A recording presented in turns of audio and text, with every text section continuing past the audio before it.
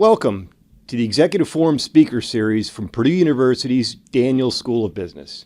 I'm your host, Dave Randich, and I'm a lecturer here at the Daniels School, teaching undergrads on the West Lafayette campus. Executive Forum brings students and industry leaders together. Our speakers inspire our students and the public with insights on trends in their industry and guidance for students as they develop their business leadership skills. Today, we welcome accounting expert Stephanie Peavler. Come along with us as we build the future of business. Stephanie, welcome to the Daniels School of Business and the Executive Forum. Thank you. Thank you for having me.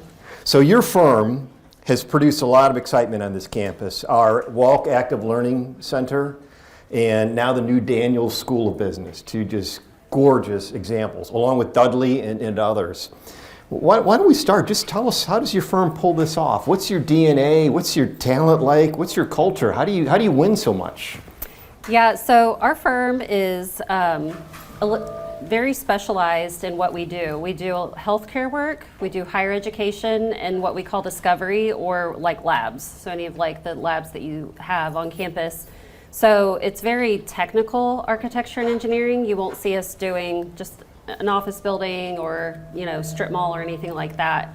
So we try to find people that love the more technical, the complex problem solving in buildings.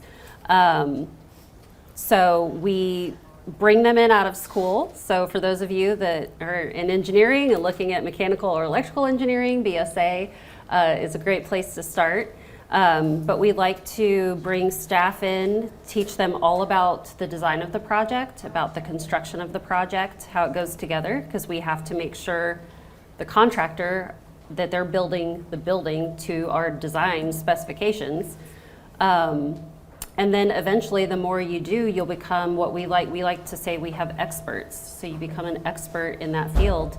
And as they do this many times, then they turn into a principal at BSA, and those are the people that come out and work with the university to figure out what are the university's needs, what do they need as far as buildings go for all of the different departments, and how can we make it inviting to the students. I think the Active Learning Center is a good example of different spaces that students gravitate towards to study. You have connection to the outside. There's thought even into the materials that are used in the space.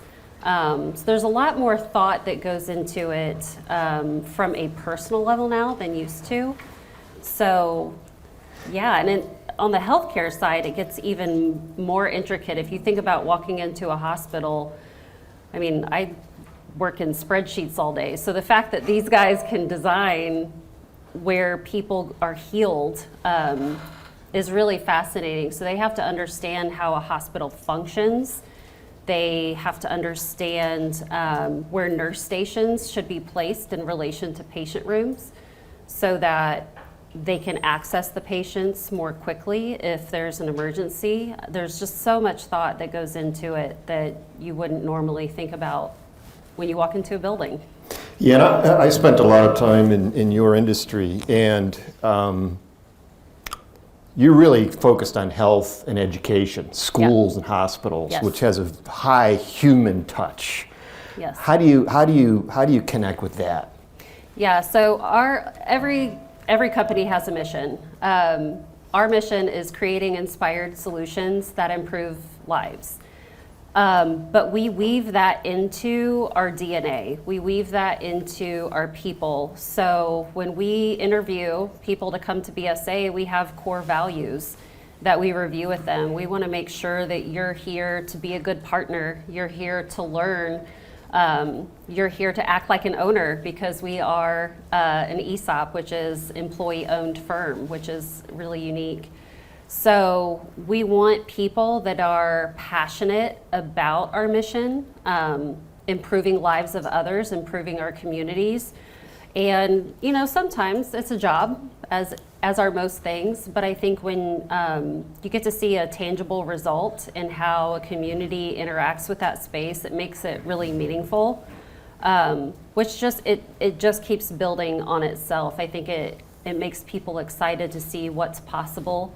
And that then becomes our own form of marketing. We get more clients coming to us because they know we understand these spaces and they want the best space they can for their community.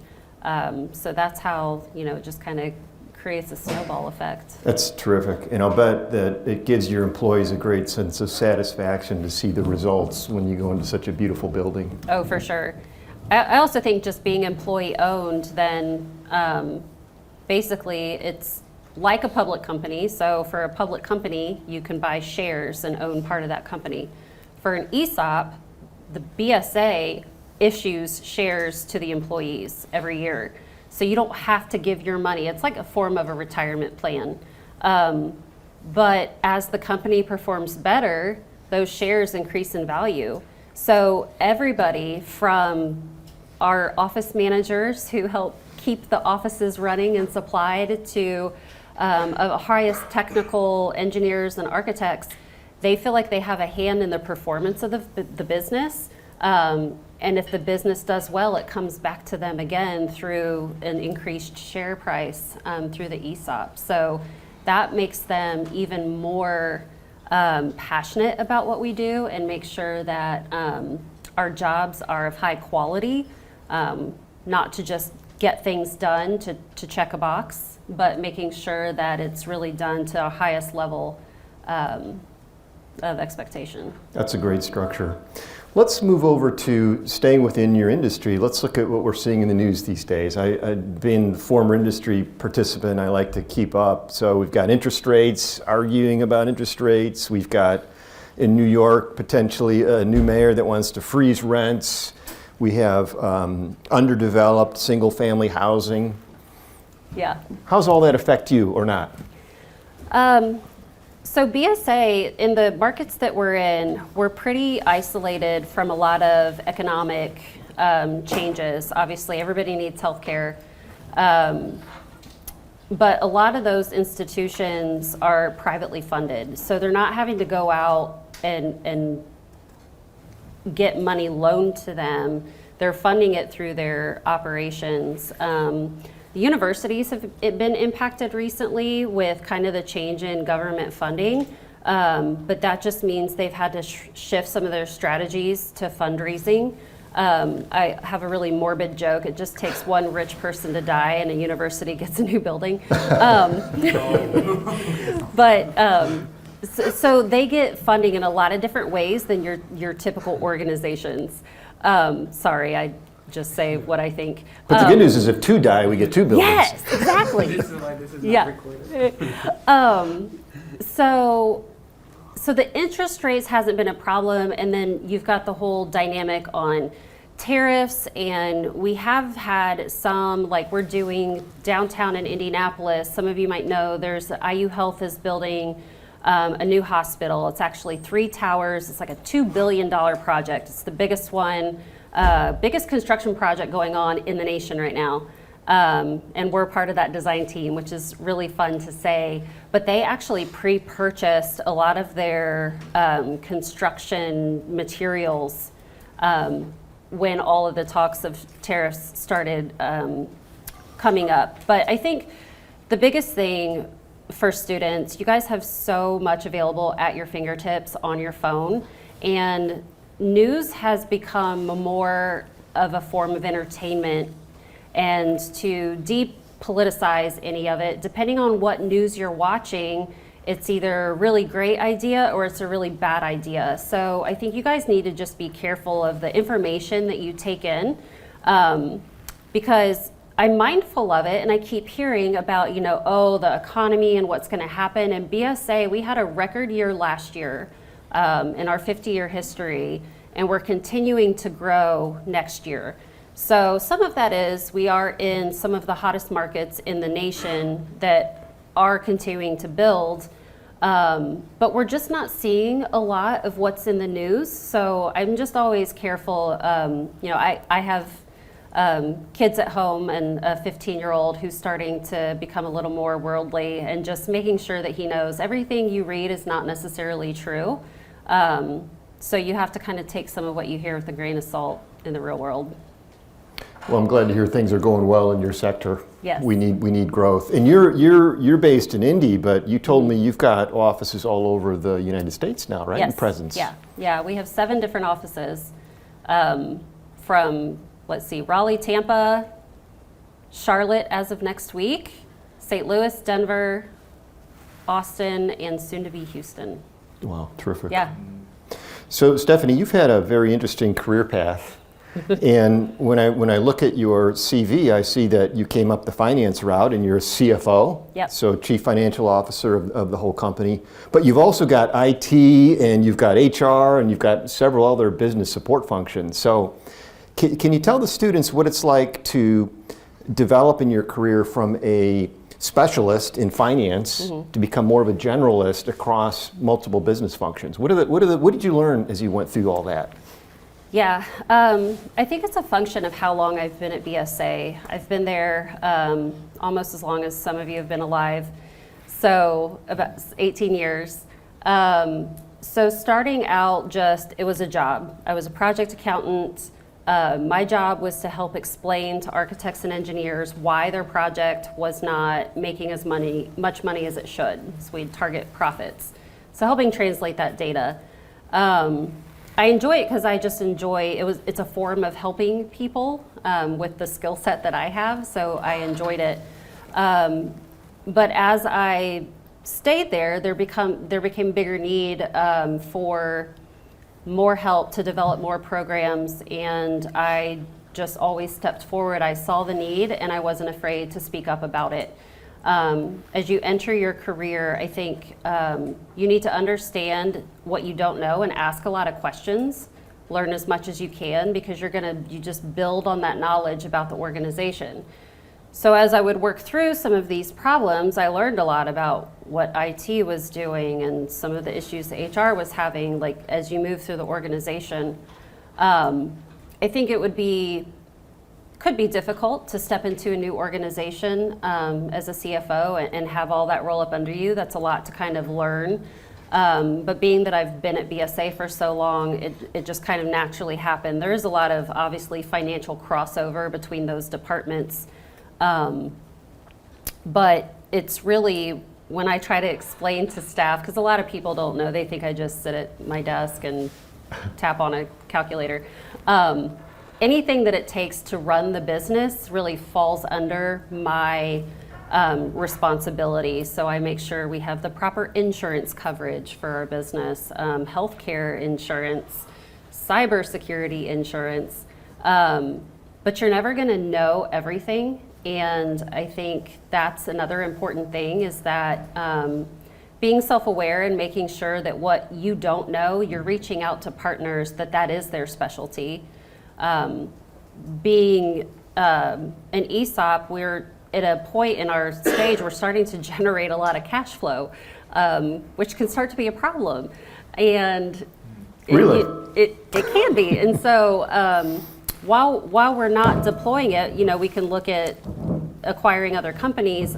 I need to invest that and make sure that we're increasing returns on it. Well, I am not an investment person. I don't know hardly anything about the stock market, alternative investments, whatever all the buzzwords are.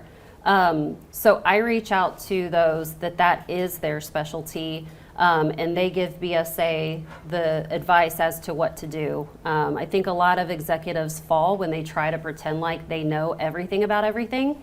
Maybe there's some unicorns out there that do. Most of them are just a facade and are probably doing the company a little harm and not getting all the right resources to help them. Especially when it's not a specialist skill. For example, I imagine you people know, your team knows how to design buildings, right? But you won't be an expert in structuring ESOPs or getting cyber insurance, right? Exactly. Excellent, yeah. Excellent. So I think the part about generalist that's fascinating is you have to lead a lot of folks for whose jobs you can't actually perform, right? Yes. The higher you go. So I don't. Maybe you are a techie and you know a lot about. I do not. So how do you provide direction to your IT group as a leader? Yeah. So a lot of it at an executive level, you'll find that you are facilitating a lot of conversations decision making, it comes down to being decisive.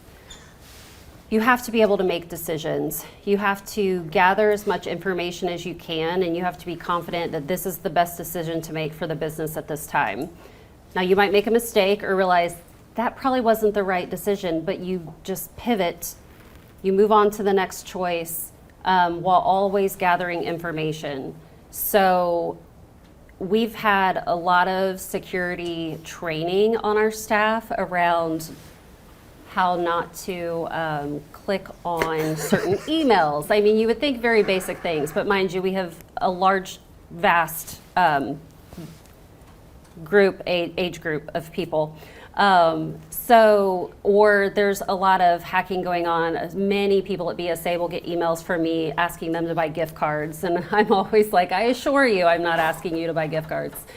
So we do that training and people get very frustrated as to why. And so part of my job is listening to our chief information officer and saying, well, this is why it's important and why you need to do this and how it could disrupt your day to day. And then they're like, oh, that's the thing I care about. How's it going to impact me? So it's really helping connecting those things and resolving issues and then making decisions for the business based on all the business components and not just their tunnel that they're so focused on. And then I suppose, say your IT team will feel like, wow, now I got an advocate that's helping me implement cybersecurity. Yes. Whereas maybe on their own, they would have had trouble getting that message out, I suppose. Yeah, that's true.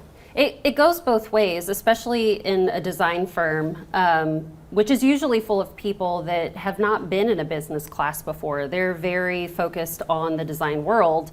And our IT people might be forcing some process on them that's really making the architects' lives difficult. And so I have to listen to the architect and hear why it's burdensome to them and go back to the IT group and say, what else could we do to accomplish the same thing? Because here's what's happening in their world.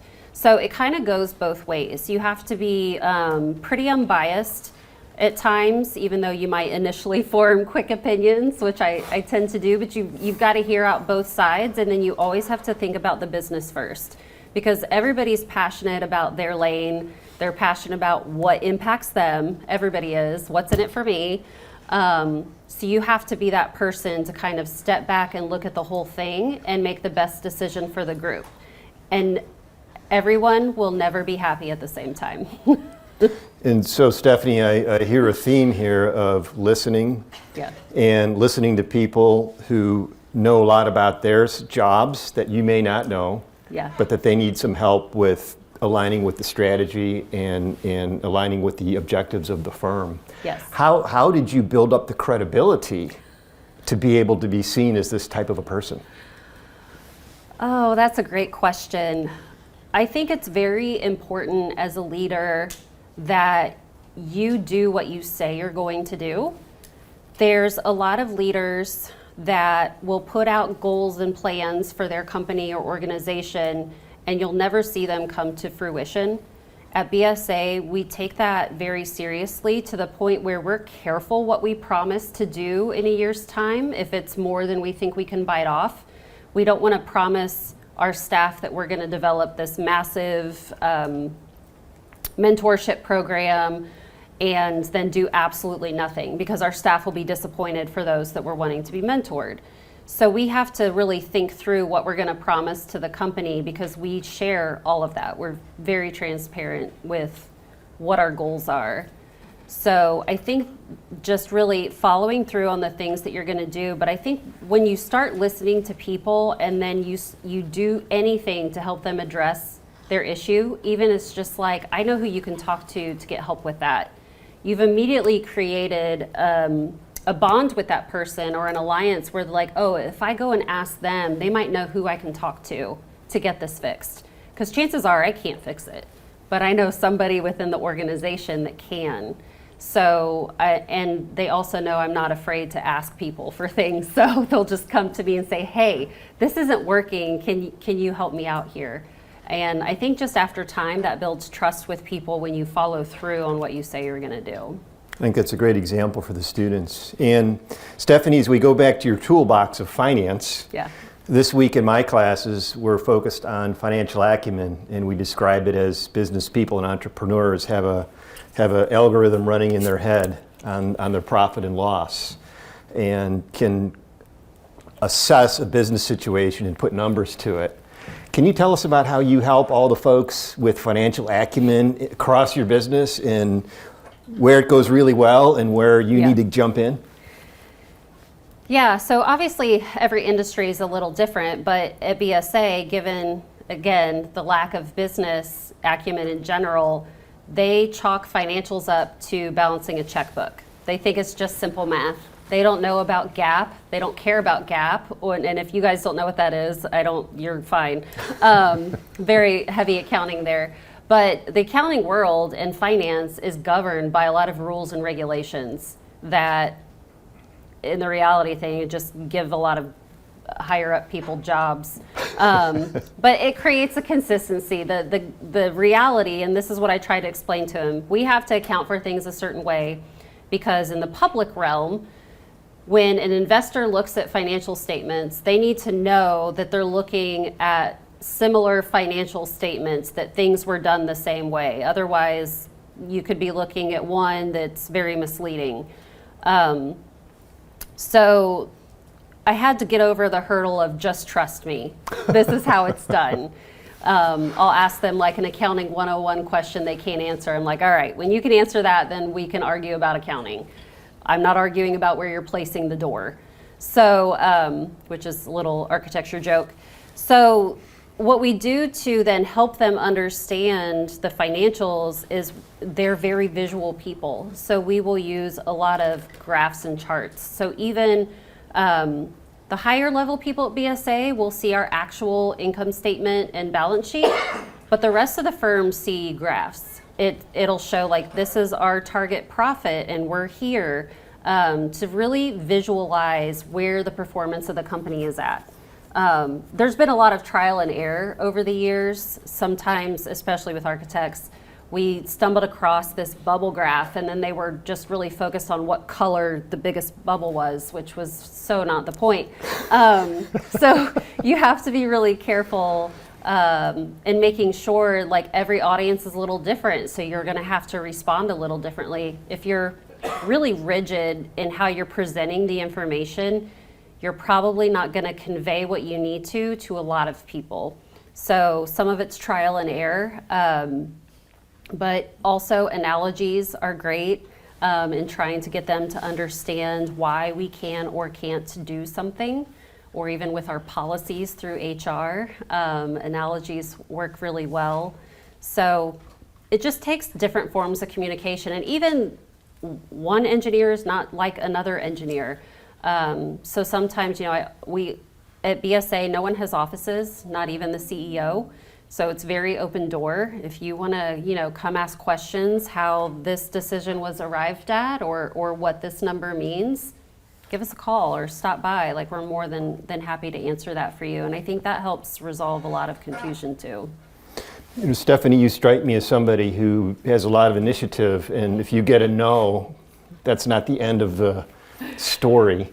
Can you tell us how, in your life coming up, as people have pushed back on various ideas, you've persevered?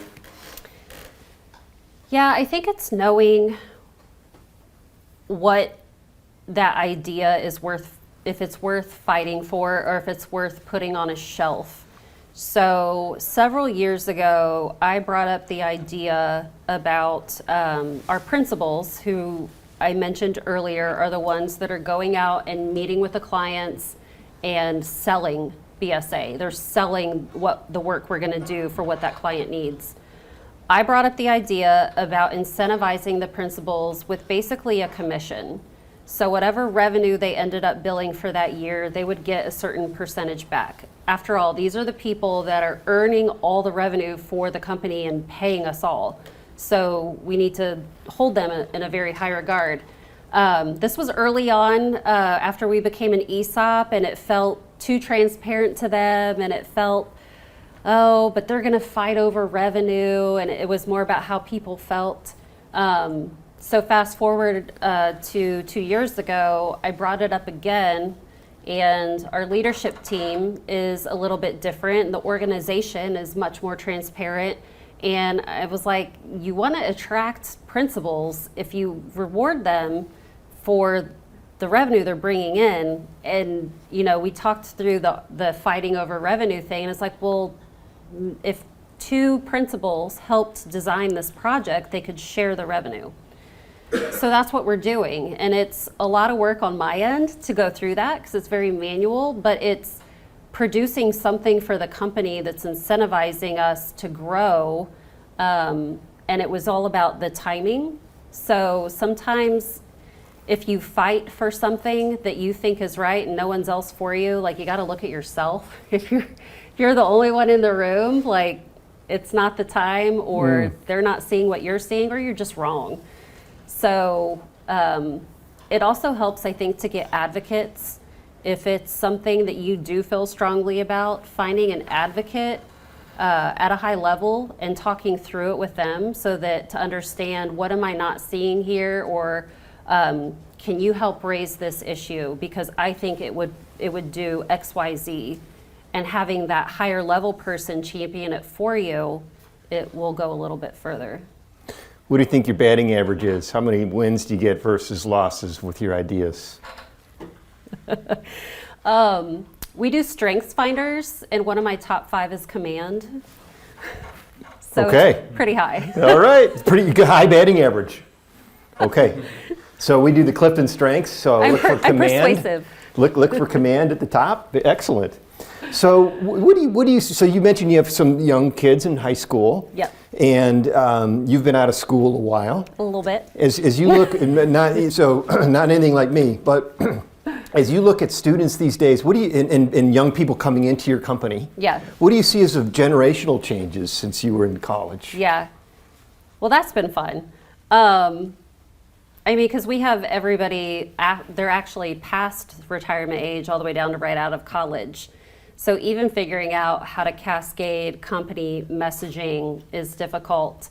You know, we've gone through COVID, we've gone through working from home, and what I like to call is our dinosaurs, the real old people. They're like, oh, they're not working. They're sitting at their house not doing anything. And I'm like, well, you have to trust them. Like if you're seeing results and you're getting work produced, they're obviously doing something at home. You know, we've had to work through that. We've had to work through, you guys have everything at your fingertips, and also have a way of not being distracted in a way that like my generation is. And we'll see people working with a TV show on their phone. And some of us are like, how could you possibly be concentrating when you've got this, you're watching a show? Now, who's to say if they are or aren't, but it's the perception. So I think you all need to be aware of the perceptions that you're going to be walking into, because you're obviously going to be in a multi-generational, more than likely, company, you know, unless it's a young startup. But you just have to be aware of how different generations perceive things. So, you know, the younger generation sees the older generation as being stuffy. It's great. Like there's some guys that they still won't even dress down for work, and we're casual in the office. So you see a little bit of all of it, but I think there's also a lot of timidness. It seems like in the younger generation. So I would say when you get to a new job, thoughtfully ask questions, show your interest in wanting to learn and develop. Don't be afraid to speak up respectfully. Work hard always wins.